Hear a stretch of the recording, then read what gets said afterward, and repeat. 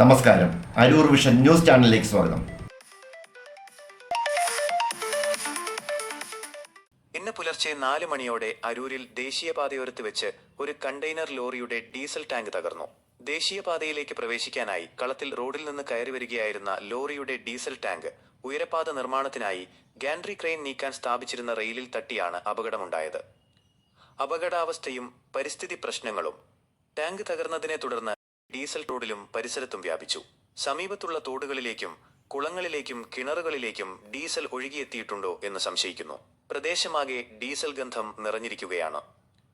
നാട്ടുകാരുടെ ആരോപണം. റെയിലിനൊപ്പം റോഡ് ഉയർത്താതിരുന്നതാണ് ഈ അപകടത്തിന് കാരണമെന്ന് നാട്ടുകാർ ആരോപിക്കുന്നു. ഈ ഭാഗത്ത് വാഹനങ്ങൾ കുടുങ്ങുന്നത് പതിവാണെന്നും അവർ പറയുന്നു. അപകട സമയത്ത് വാഹന ഗതാഗതം കുറവായിരുന്നതിനാൽ വലിയ ഗതാഗത കുരുക്കുണ്ടായില്ല. സ്ഥലത്തുണ്ടായിരുന്നവർ ബാരിക്കേഡ് മാറ്റി ലോറി മാറ്റാൻ സഹായിച്ചു.